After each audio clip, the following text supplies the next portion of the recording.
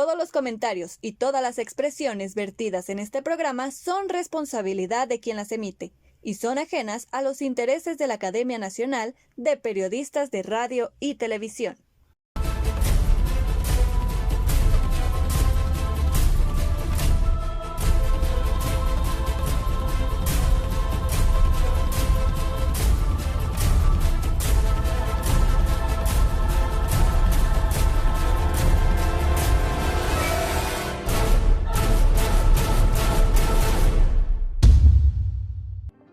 El periodismo en México es una de las profesiones más peligrosas para ejercer. Históricamente se habla de poca o nula protección a quienes han estado al frente de batalla en cambios de gobierno, tras una lente que destapa paisajes como los de la masacre del 68, que han soportado crisis como las del 94, profesionales que han estado en cada pequeño paso de la humanidad. Por ello, en el año 2003 fue creada la Academia Nacional de Periodistas de Radio y Televisión, con la finalidad de fortalecer al gremio de la comunicación y ofrecer un mejor contenido para el público a través de los medios. Desde su creación de la mano del primer presidente de la ANPER, Enrique Lascano, uno de sus principales propósitos ha sido la defensa y la lucha por la libertad de expresión, el seguimiento de la situación del periodismo y trabajar por un México mejor. La academia no solo favorece a los y las nuevas periodistas, sino que también tiene como principio apoyar a otros comunicadores que no se encuentren en activo. Esto es un esfuerzo en conjunto para perfeccionar la labor periodística sin limitación de fronteras y por cualquier medio de expresión. Somos ANPER. Somos ANPER.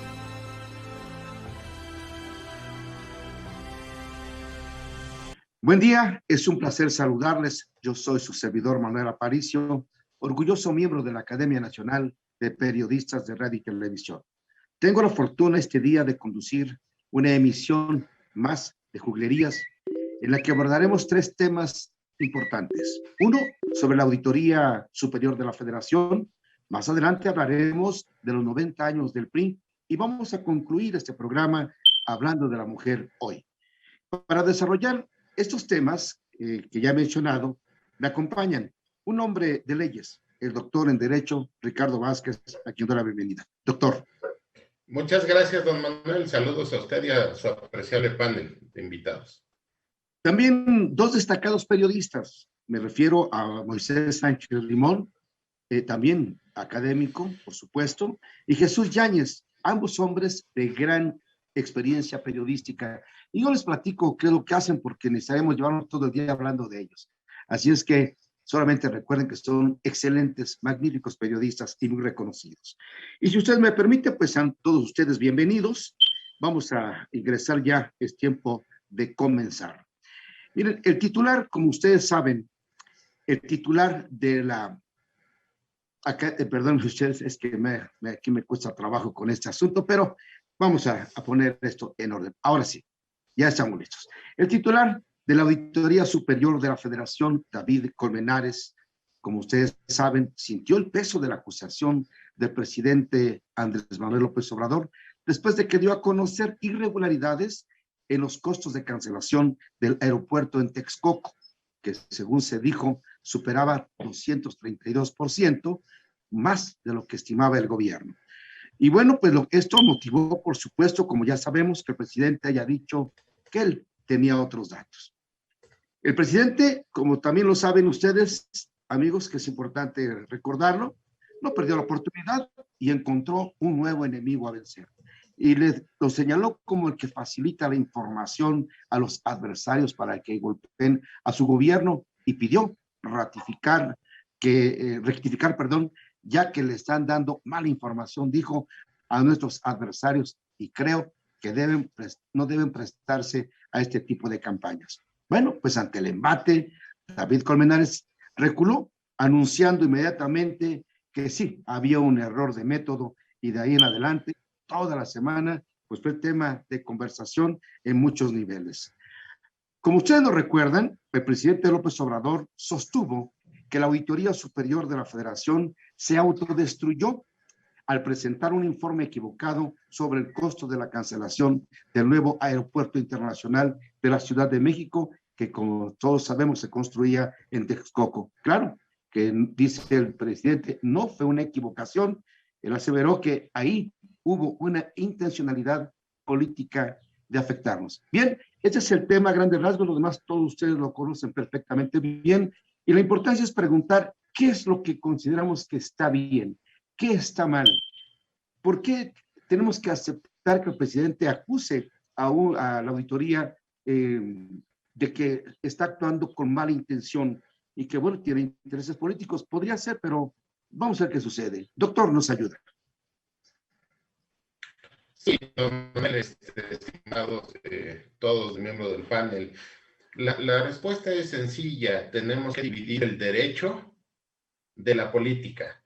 La Auditoría Superior de la Federación, por supuesto, es una institución que se encuentra al amparo del artículo 74 constitucional, visible en el tercer párrafo del numeral romano sexto de este artículo, donde establece precisamente que también es parte integral de la fiscalización superior del Estado. A eso pues, tenemos también el reglamento interior de la Auditoría Superior de la Federación y en su artículo 4 establece precisamente que le compete a ella la representación fiscal superior de la Federación. Quiere decir que en tiempo y forma se encuentra debidamente constituida la Auditoría Superior de la Federación. Ya zanjado este asunto, ahora venimos a la parte política. La Auditoría Superior de la Federación da a conocer la fiscalización, la cuenta pública fiscalizada del año 2019, donde determina a priori que el costo de la cancelación del aeropuerto era 3 veces mayor al presupuestado por el presidente de la República. ¿Cuál es el problema? El problema es, como lo llaman las redes sociales, y la oposición que inmediatamente se lanzó a decir que era un mentiroso y que le había costado casi el triple de lo que él originariamente había dicho. Y aquí lo digo sin ningún tipo de respeto hacia la clase política. ¿Por qué lo digo sin respeto?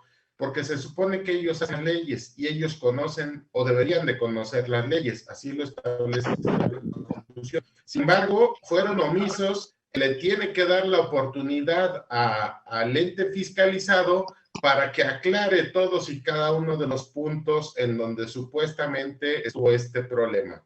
Y ellos lo presentaron ya como una cosa cierta, como una cosa que había quedado ya debidamente probada y acreditada. Este fue el error del auditor superior de la Federación y por consecuencia el presidente aprovechó políticamente del asunto, aprovechó la debilidad institucional y la debilidad de su oposición para decirles, ¿saben qué? Yo tengo otros datos. Al decir yo tengo otros datos, significó inmediatamente que en menos de 24 horas el auditor superior de la Federación, en lugar de decir que era un asunto preliminar y que tendrían su término probatorio para acreditar que lo que la auditoría decía no era cierto, no, reculó de manera inmediata diciendo que había utilizado una metodología equivocada. Esta es la caricatura que tenemos como oposición y este es el poder presidencial que se aprovecha de la debilidad de la institución de la Auditoría Superior de la Federación, pero sobre todo se aprovecha de que no existe una oposición informada. Vaya, qué interesante es el punto que acaba de comentarnos, doctor, precisamente, y aquí es donde yo le voy a pedir a mi querido amigo Chuy, si nos puede comentar, ¿consideras realmente que esta oposición de veras está mal, no funciona? El doctor, perdón, nos menciona el doctor que el presidente de México aprovechó esta debilidad, está en su derecho, por supuesto, de hacerlo, pero más allá de todo esto, ¿cuáles consideran que son las implicaciones? Pues yo creo que sí, de hecho, Manuel, compañeros del panel, sí tiene implicaciones políticas, porque el presidente, me parece que lo que esgrime, finalmente, como siempre, acaba teniendo otros datos, pues es profundamente baladí, o sea, no tiene que ver la respuesta del presidente con este análisis que hace la Auditoría Superior de la Federación. Y lo hablábamos en otro momento, Manuel, en Hablando Claro. Fue un estudio preliminar, fueron observaciones. Yo estuve escuchando analistas económicos y de finanzas que ellos consideraban esta parte, o sea, no era un hecho concluyente, pero pues el presidente de la República se subió a la victimización, autovictimización que le encanta, y esto lo aprovechó políticamente, que es una de las virtudes que yo sí le reconozco, para hacerse la víctima de estos datos erróneos, esta metodología equívoca por parte de David Colmenares Páramo, que yo lo recuerdo hace muchísimos años, cuando comenzaba en la revista Proceso. Él siempre fue crítico del sistema y no creo que haya sido un desliz en su metodología. Me viene a la mente, Manuel, hay un tema que es aleatorio. La misma Auditoría Superior de la Federación consideró presumía corrupción en la Comisión Nacional del Deporte, y para hacer este diagnóstico, uno de los casos en los que está involucrada la CONADE que dirige Ana Guevara, es un soborno que está radicado en Veracruz. Allá fueron los integrantes de la auditoría a entrevistar a la gente involucrada. O sea, no sé hasta qué punto la metodología en el caso de la evaluación del aeropuerto, que finalmente estaría costando la cancelación 332,000 millones de pesos, para haber hecho esta consideración, debió de haberse hecho una metodología, pero yo creo que David Colmenares se espantó por el peso mediático y político que tiene López Obrador y fue que reculó. Me parece una actitud poco ética de parte de David. Yo lo siento así, valga la expresión coloquial, en aras de conservar el puesto, el hueso, como se dice popularmente, pues acabó avalando las palabras del presidente de la República, ¿no? Pero esto nos tiene que llevar también a reflexionar. Número uno, esta es una observación por en cuanto a solo un tema, pero el análisis es de todo su gobierno, de lo que ha gastado, de lo que ha invertido. ¿Y no será que el presidente aprovechó descalificando a la auditoría para que no se hagan a conocer otros datos que realmente existen? Bueno, se le apagó el micrófono. Doctor, nos apoya. Sí, yo soy Manolo. Ya está Moisés. A ver, perdón, te escuchamos. Sí, mira, indudablemente este es un tema de carácter político, Manolo. No olvidemos que a partir de que se crea la Auditoría Superior de la Federación en 1999, quienes han estado a cargo de esta importantísima y fundamental órgano, pues, que es el auditor de todo lo que se gasta de los recursos públicos, han tenido sus Waterloos. Lo mismo Juan Manuel Portal en su momento, que González de Aragón tuvieron esto. Pero bueno, el tema aquí es Andrés Manuel López Obrador, en el concepto de descalificar a un órgano de esta naturaleza, que es el que tiene que ver cómo se gastan los dineros públicos. Este tema surge un sábado cuando él anda fuera de la ciudad, e inmediatamente se arma todo un tinglado para el lunes presentarse en la mañanera con el secretario del Bienestar, Maya, en fin, a tratar de dar una explicación de algo que apenas estaba ocurriendo. Es una maniobra muy política, y luego por ahí surge uno de estos reporteros, comillas, que le plantan la pregunta y él le dan pie para que diga todo lo que quiere decir respecto a esto, fundamentalmente descalificando esto. No hay que perder de vista algo, Manolo y compañeros. Se habló de irregularidades en varias entidades públicas, pero él se fue fundamentalmente sobre el tema del aeropuerto y a tratar de descalificar al ente público, a la Auditoría Superior de la Federación, con ese mismo afán que lo ha hecho con el INE, que lo ha hecho con el INAI. ¿Por qué? Porque quiere la manga ancha. Vaya, quiso dejar sentado que no fueron los 300 y tantos mil millones de pesos, pero sí fueron arriba de 100,000 millones. O sea, se tranza pero poquito. Eso, y discúlpenme, pero esto es como los embarazos, no se puede estar medio embarazada ni ser medio corrupto. Se es o no corrupto y se tienen o no irregularidades, pero además hay que tomar en cuenta algo sustancial. Esto es prácticamente cuando la auditoría presenta este informe de adelanto, porque incluso viene desde octubre del año pasado, está alertando al Ejecutivo Federal de las irregularidades que hay en determinados espacios de los entes públicos. ¿Para qué?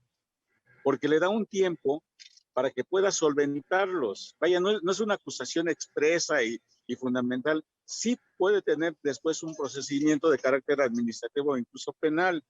Pero aquí se pasó todo esto por encima y por supuesto, el licenciado López Obrador es el jefe, es el capitán de la industria de la protesta y de la estrategia propagandística.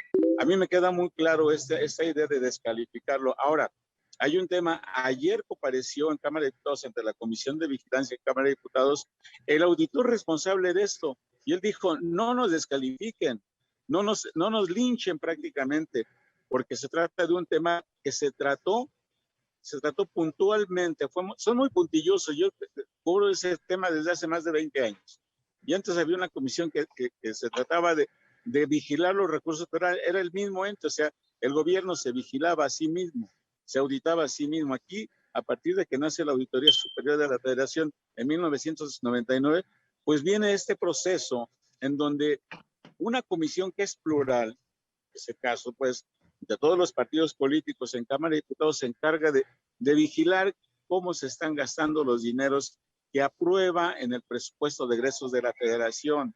Así que aquí se cayó indiscutiblemente el licenciado López Obrador, reitero, es el jefe del manejo propagandístico en México. Entonces se cayó en una discusión muy barroca, muy hueca, porque le notifican que tiene problemas y él inmediatamente dice, bueno, es que esos son unos corruptos también, están tratando, se empieza a pelear con sus fantasmas, con los fantasmas de siempre. A él le están advirtiendo que se gastaron mal los recursos y pues resulta que sí son medio corruptos, o sea, no son corruptos completos, por favor. Eso es faltarle el respeto al sentido común de la ciudadanía y de pretender quedar muy bien, o sea, la famosa honestidad valiente. No, perdón, hay problemas en bienestar, hay problemas en la misma Secretaría de la Función Pública, cuya titular, Irmeréndira Sandoval Ballesteros, nunca dejó claro cómo era que había adquirido tantos inmuebles, como John Ackerman, por ejemplo, también había gastado algo que es muy superior a lo de sus ingresos. En fin, hay problemas en toda la estructura gubernamental. ¿Y qué se trató de hacer con esto? Impedir que se llegara, Manolo, que se llegara al tema, más allá de lo administrativo, al tema penal. ¿Qué ha pasado con todo lo que se ha denunciado? Nada ha ocurrido. Pescan a Pío López Obrador recibiendo los paquetes de dinero y dicen que, bueno, pues es que los manejaba para pues, el apoyo de la campaña de Andrés Manuel. Pues sí, pero eso es corrupción. ¿Y qué pasó? O sea, en la 4T, y no es que yo sea opositor por contumaz, no, simplemente hay que ser muy analítico en estos temas para poder fundamentarlo. Yo lo fundamento y reitero, este es un manejo propagandístico para descalificar al ente que audita de manera plural y sin sesgos políticos, como lo quiso dejar sentado Andrés Manuel López Obrador, claro. Y el garlito en el que cayó el auditor, Manolo. A mí me da pena el auditor Colmenares, que fue avalado en su momento por Morena y que ahora pues le levantan la voz y reculan un tema tan importante. No caigamos en ese garlito, Manolo. Muchas gracias, Moy. Doctor, jurídicamente hay una repercusión para la auditoría, hay un problema que se ocasiona de veras al gobierno federal, pues estamos viendo otra vez un tema propagandístico en el que están aprovechando cada instante, porque como ya lo dijeron, no solamente hay problemas en el aeropuerto, pues los hay en muchas áreas, y por ejemplo hay una con respecto a que no encuentran respuesta a 561 millones de pesos en la contratación de los llamados servidores de la nación. Obviamente no es una acusación, se está señalando que hay una inconsistencia y que en todo caso el gobierno tendría que hacer la aclaración. pero además el pago de nómina de 321 millones 90 mil pesos a servidores también de la nación y otros temas de esta naturaleza. En la compra de medicinas también hay observaciones. Así es que es un tema muy delicado y por eso preguntaba hace un momento, no se trata de esconder realmente lo que sí existe de posibles fallas en el gobierno y no permiten que lo conozcamos, porque si esto fuera de esa manera, seguramente Morena perdería, vaya, muchos votos. Doctor. Sí, yo tengo la obligación de ser objetivo, de utilizar argumentación y de analizar los hechos. La ciencia del derecho nos obliga a ello. ¿Qué yo veo? Cuando veo la operación a conocer la cuenta pública, inmediatamente los de Latin News dan por hecho que así es, que hubo todas esas irregularidades y se festina. Lo que ellos no dijeron es que estaba sujeto a revisión y acreditación y comprobación por parte de los entes que estaban revisando. Y la oposición inmediatamente lo tomó como un hecho cierto. Frente a esto, no podemos decir que no, porque esa es la verdad. Claro. Siguiente circunstancia. El auditor superior de la Federación recula en menos de 24 horas. ¿Qué hizo el presidente? Si hablamos de argumentación, utilizó a Stefan Tulmin y le creó y le sembró la duda razonable a todo el trabajo de la Federación. El responsable no es el presidente, el responsable es el auditor superior de la Federación, que no supo ni explicar, ni acreditar, ni decir, y mucho menos contradecirse en menos de 24 horas. El auditorio superior de la Federación no debe estar en ese puesto, porque ha puesto en entredicho a la institución, le ha restado credibilidad. ¿Qué hicieron inmediatamente? Lo que se conoce como falacias argumentativas ad hominem. Ataca al hombre y la institución cae sola. Atacaron a David Colmenares por ser incompetente y cayó. Este es el dilema real. Ahora, el fondo, pues el fondo lo vamos a esperar una vez que hayan vencido los términos y los plazos para que todos los entes fiscalizados acrediten o no esos dineros. A partir de ahí, don Manuel, no debemos de olvidar que nosotros somos parte del problema. No podemos lanzar una piedra y esconder el brazo. El artículo 222 del Código Nacional de Procedimientos Penales nos obliga a todos los ciudadanos a denunciar si conocemos alguna actividad ilícita.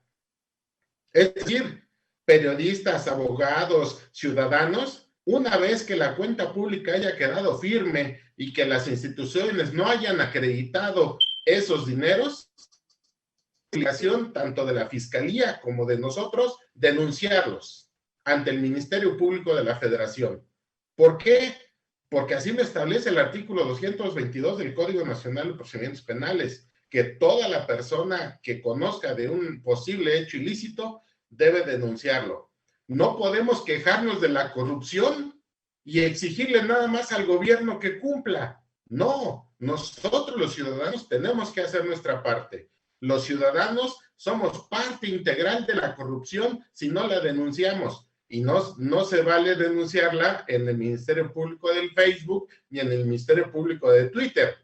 Para eso existen las instituciones. Si no nos hacen caso, entonces nos iremos a instancias internacionales y en lo político en contra de este partido que está en el poder.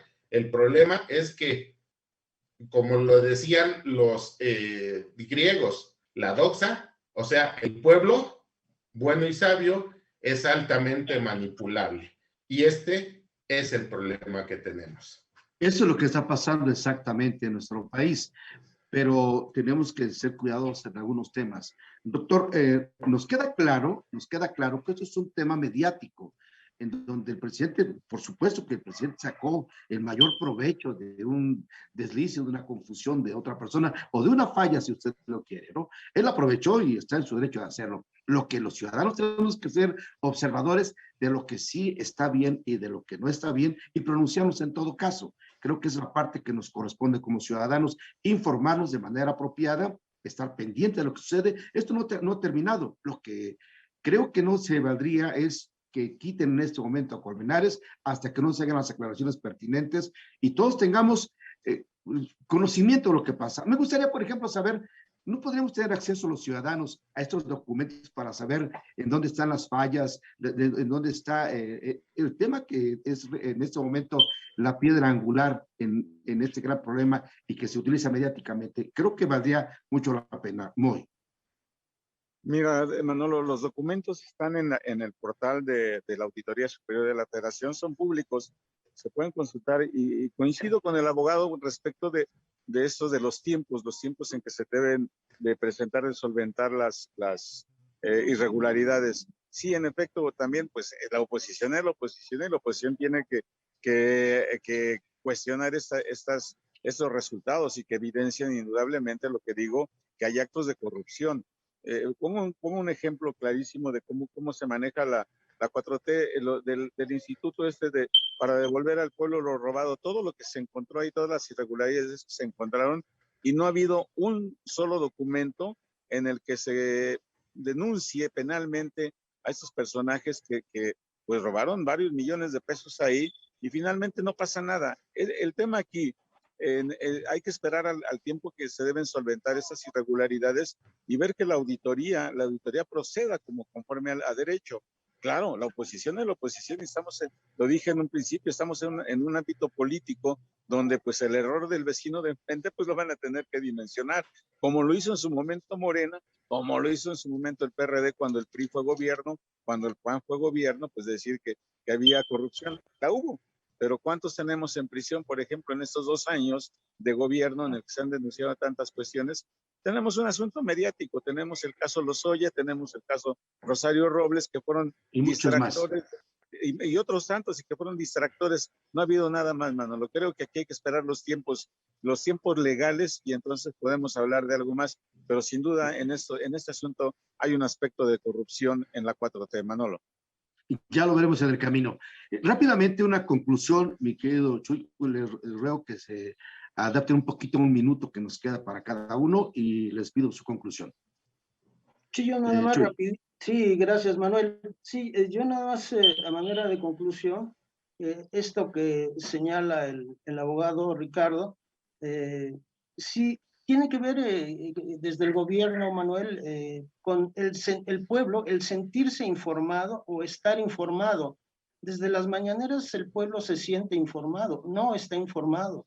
Y me parece que esta información, este documento que da a conocer la Auditoría Superior de la Federación, le da datos, literal, le da datos al pueblo para emitir juicios.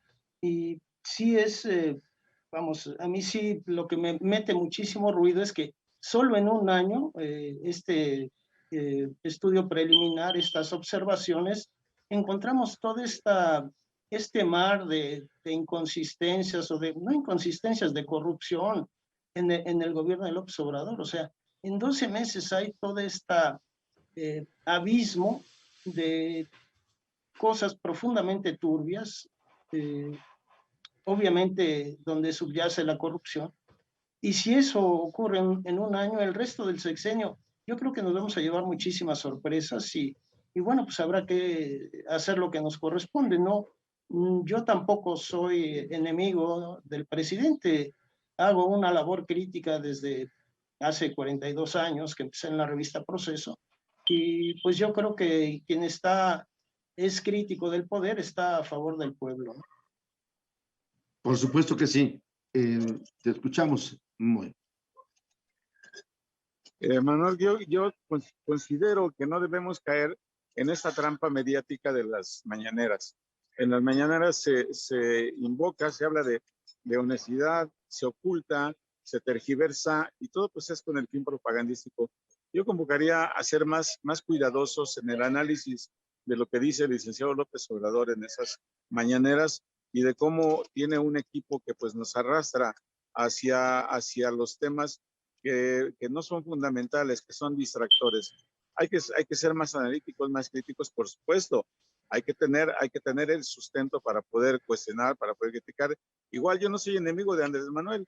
soy su crítico porque lo analizo y porque lo conozco. Pues prácticamente, Manolo, fuimos compañeros en la Facultad de Ciencias Políticas y pues tú me dirás si no conozco a Andrés Manuel. Por supuesto. Gracias, Moy. Doctor, una conclusión. Sí, fíjense que no es lo mismo corrupción e impunidad. Yo no atacaría la corrupción, yo atacaría la impunidad. El Sistema Nacional Anticorrupción en México es solamente buenos deseos. ¿Por qué? Porque el fin último de la lucha anticorrupción es la recuperación de activos que fueron ilegalmente saqueados del erario público. Si no tenemos activos recuperados, pues entonces el Sistema Nacional Anticorrupción no funciona. Y lo que debemos de hacer es, como yo lo he sostenido ya desde hace mucho, esta Constitución solo le sirve a los corruptos. Ustedes se pueden quejar de lo que quieran de los corruptos y de los que tienen impunidad, pero esta Constitución no da para más. Las legislaciones reglamentarias y los tratados internacionales están debidamente conformados para que los corruptos se salgan con la suya. Basta con que lean la Ley General de Responsabilidades Administrativas, artículo 88, 89 y 101, donde dice que basta con que el servidor público diga que se equivocó para que no se inicien las carpetas administrativas en su contra. O sea, es impresionante. Necesitamos una Constitución moderna que le sirva al pueblo y que no esté remendada y parchada como la que tenemos. ¿Por qué? Porque tenemos más de 744 reformas al día de hoy y eso no le sirve a la sociedad. Bástese ver que somos el país más corrupto de la OCDE y el que tenemos más de 60 millones de mexicanos en situación de pobreza. ¿Qué significa? Que la Constitución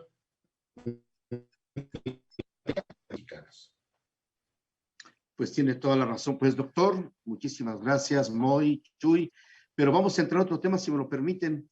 Muy de manera breve tocaremos un poquito sobre los 90 años del PRI, que tanto se ha celebrado, el PRI con una historia que muchos conocemos a través de la lectura, por supuesto, una parte de ella la hemos vivido en el desarrollo de nuestro país, hemos sabido de que ha habido políticos altamente corruptos y que están en la total impunidad, y como dice el doctor, y la Constitución parece que no les ayuda, no nos ayuda a los mexicanos a que haya un freno en esta situación. Así es que, si ustedes me permiten, abordamos el tema.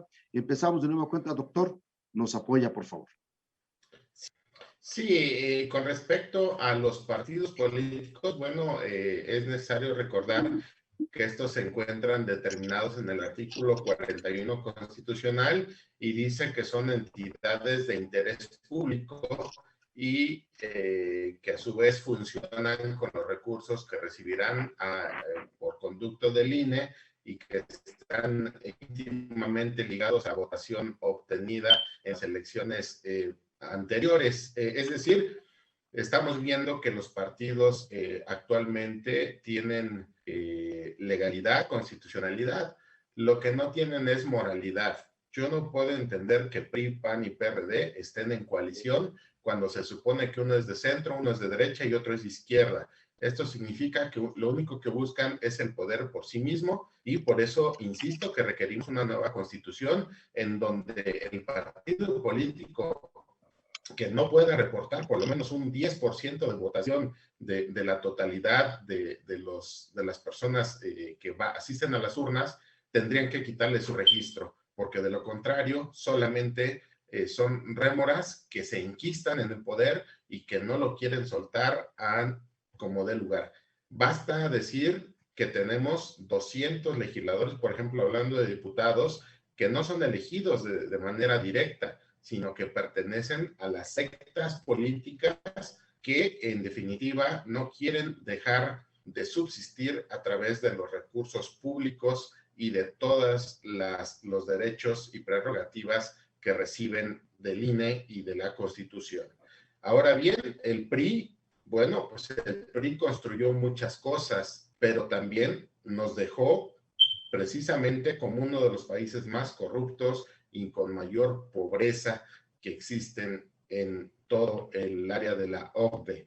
¿Qué significa esto? Pues que ellos tuvieron el poder per se, dominaban las dos cámaras, dominaban absolutamente todo, siempre fueron un poder presidencial y centralista, y ahora pretenden decirnos que son los que maridos golpeadores que piden perdón para que los vuelvan a contratar, y en el camino se alían con sus opositores de izquierda y de derecha. Es decir, el cinismo y la desvergüenza. Yo creo que el PRI debería de perder, en definitiva, junto con otros más, su registro. Bueno, y tiene toda la razón, doctor. Nada más que hay que recordar también, esto es importante, que el PRI es la cantera que ha otorgado más políticos a todos los partidos, ¿no? De hecho, no vemos ningún otro partido que no tenga priistas. Morena está nutrido de priistas. En algún momento yo decía que Morena era el PRI 2 o PRI 3, no sé. Pero finalmente el problema es ese, que nada cambia, lo hacen igual, o como dijera algún político muy connotado, hay que promover cambios para que todo siga exactamente igual. Pero a lo largo de 90 años, Moy, si me permites, ¿qué es lo que nos ha dejado el PRI?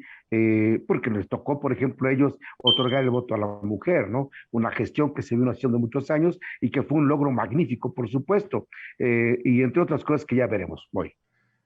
Mira, Manolo, como refiere el abogado don Ricardo, pues hay que desaparecer a los partidos, pero primero habría que hacer una profunda revisión del sistema de partidos políticos y de alguna u otra forma por reconocer que el PRI es el partido que creó las instituciones a partir de la idea que tuvo Plutarco Elías Calles en aquella época cuando los cacicazgos estaban dispersos y cada quien se peleaba su pedazo de poder.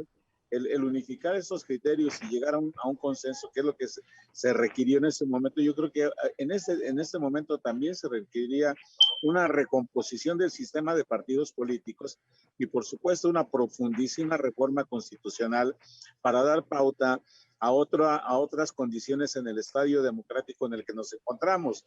Vaya, la democracia siempre será inacabada. Es como todas las leyes no son perfectas, siempre serán perfectibles. Y en el caso de los partidos políticos, pues sí, llegamos a un estado en el que la democracia mexicana es carísima. Pero bueno, eso es lo que nos dimos los mexicanos. Y yo creo que pensar en este momento en que pues con un plumazo desapareciera un partido político no sería la opción, reitero, en nuestro estado democrático. Tenemos lo que tenemos porque nosotros lo hemos querido así, porque nosotros hemos votado en ese sentido. Después nos arrepentimos o repensamos cómo debió haber sido nuestro voto. Y en el caso del PRI, pues todos somos consecuencia del priismo. Y como en algún momento dijo Felipe Calderón, todos los mexicanos tenemos a un PRI, al pequeño PRI dentro. El ADN priista lo traen los morenos, lo traen los panistas, lo traen todos los partidos políticos, porque todos abrevaron en esa fuente que fue el PRI. El Partido Revolucionario Institucional durante tanto tiempo tuvo nada más una oposición medianamente combativa, que fue la de Acción Nacional, que surge justo como una propuesta cuando surge el PRI. El PAN comienza a avanzar y ha avanzado tanto que, bueno, pues ya llegó a la presidencia de la República. Ahora esta oposición de Morena llega a la presidencia de la República, tiene el poder, pero pues lo tiene y no lo sabe ejercer. Ese es el problema. Hay que prepararse para ganar y ejercer el poder como debe ser. No, pues porque ya llegué, quítate porque ya llegué. Y en estos tiempos vemos la inexperiencia de quienes han llegado a estos sitios y echaron fuera a panistas y priistas que estaban en espacios que no eran precisamente de liderazgo, sino eran parte de un esquema, de una estructura en estas instituciones que quieras que no nos dio el PRI. Claro, tienes toda la razón, por supuesto. Y Chuy, por otro lado, recordamos perfectamente la creación de esta figura llamada plurinominal, pero fue creada por el propio PRI precisamente para poder hacer que la democracia fuera efectiva, porque se tendría que acabar el llamado carro completo del PRI. Sí, es que vamos escuchando a los compañeros, sí me lleva una reflexión, Manuel, digo que incluye esta parte, esta figura de los plurinominales, para que, según yo, para que cambie el poder, primero tiene que cambiar el pueblo. Lo que decía Moisés es cierto, vamos, no no es reflejo, finalmente el poder es espejo del pueblo, y sea el partido que sea Morena, sea PAN, sea PRI, sea PRD, es lo mismo porque el pueblo es el mismo, no ha cambiado. Eso es vamos, es algo histórico y pues si lo vemos en retrospectiva, pues estos 90 años que cumple el PRI fue la llamada dictadura perfecta. Hubo la dictadura de Porfirio Díaz, después hubo 100 años de historia, de claroscuros ahí después de la independencia hasta la Revolución Mexicana, pero hubo otros 300 años del coloniaje español. Entonces, somos un pueblo, vamos, con una historia triste, Manuel, en todos sentidos, y yo creo que eso nos hace, me incluyo, pequeños como país. O sea, no nos podemos mover del lugar porque no tenemos la capacidad de hacerlo. Somos un pueblo profundamente inculto, ignorante, o sea, un pueblo que lee en promedio 4 libros, 4% de la población tiene el hábito de leer. Es un pueblo que no piensa, Manuel. Y en buena medida, eso es reflejo de lo que tenemos como políticos, ¿no? Y bueno, pues para mí algo que detona en buena medida el punto de quiebre que tiene que ver con el PRI, pues fue el movimiento del 68, la matanza del 2 de octubre, y después el halconazo. Estos dos hechos para mí comenzaron a ser el punto de quiebre del PRI, y bueno, finalmente todos los que están ahora en el poder, pues son producto de esa historia. Yo pienso, analizando lo que vemos ahora, que el dinero y la política no tienen ideología, Manuel. Los mismos empresarios que estaban con el PRI, con el PAN, con el PRD en buena medida, ahora están con Morena. Igual todos aquellos personajes que estuvieron en la política, en esos distintos políticos, ahora están en Morena. Es lo mismo, Manuel. Como se dice popularmente, es la misma gata, pero más revolcada, ¿no? Y seguramente tienes razón también, por supuesto.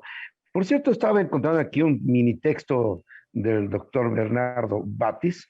Dice que la figura del legislador plurinominal o de representación proporcional perdió sentido en nuestro país. Actualmente, dice él, es excesivo el número de diputados y senadores que entran por esta vía al Congreso. Así es que imagínense, además de que se considera demasiado caro, por supuesto, inoperante. Tema que ahí dejaremos para otra ocasión, que vale mucho la pena. Les ruego en un minuto una conclusión. Doctor. Sí, claro. Los partidos políticos deben de dejar de recibir dinero público, deben de obtener todos estos recursos y rediseñarse una estrategia para que reciban solamente en los espacios en radio y televisión para hacer su propaganda política. Debe de dejar de permitirse que con el dinero que reciben sobornen a los más pobres al darles supuestos apoyos o despensas o cualquier cosa que lo único que denota es la pobreza criminal en la que nos tienen sumergidos todos, la clase política. Por consecuencia, los políticos son los únicos que para hacer su trabajo, para hacer su propaganda reciben dinero, pero no los médicos, no los abogados, no los ingenieros y no todos los demás profesionistas, ni qué decir de ustedes los comunicadores. Sin embargo, a ellos se les da todo, se les da en bandeja de plata y por consecuencia lo más natural para ellos es tener a la corrupción como una forma de vida. Vaya, excelente, por supuesto, nos hace recordar indiscutiblemente lo caro que nos cuestan los partidos políticos. Hay algo que por ahí me queda pendiente y ojalá lo podamos tocar seguramente en otro momento, y es que tenemos muchos partidos políticos y hay que recordar también, por otro lado, hablando de lo que mencionaba el doctor, es que por allá en los años 70, si no mal recuerdo, el PAN subsistía de sus propios recursos. Se han de recordar que hacían algunas rifas, bailes, kermés, no sé qué tanto hacían para lograr sus recursos, y eso era una buena práctica. Lástima que después se ingresó la necesidad, dijeron, de darle dinero del gobierno a los partidos y se convirtieron en empresas rentables para muchos grupos políticos que son deshonestos y por supuesto corruptos. Chuy, te escuchamos. Sí, sí coincido con Ricardo. No tiene por qué pagar el pueblo el costo de las elecciones. Estaba viendo un dato hoy por la mañana, pues se van a destinar 8,000 millones de pesos para las elecciones de este próximo junio, y pues se van a elegir 21,000 puestos o cargos, o serán votados 21,000 ciudadanos para puestos de elección popular. Recordemos que también hay 15 gubernaturas en juego. Y pues esto es medular, en cierta medida o en buena medida para el presidente de la República.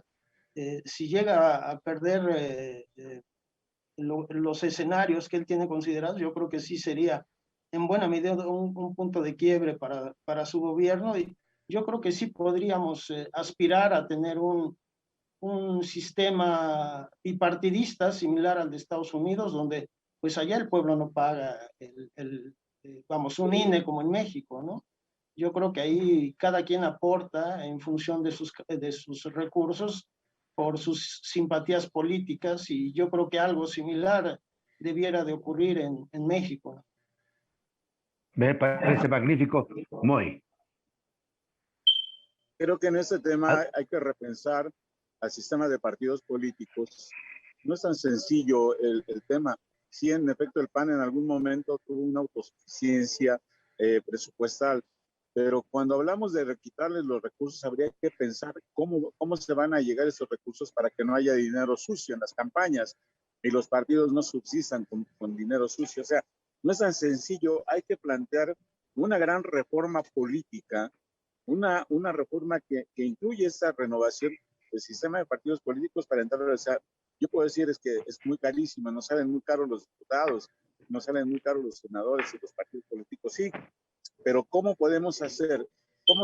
¿Cuál sería el mecanismo más idóneo para que los partidos puedan subsistir sin que ingrese la delincuencia organizada, que pues es el poder fáctico que está operando en varias partes del país? Eso es inocultable, ¿eh?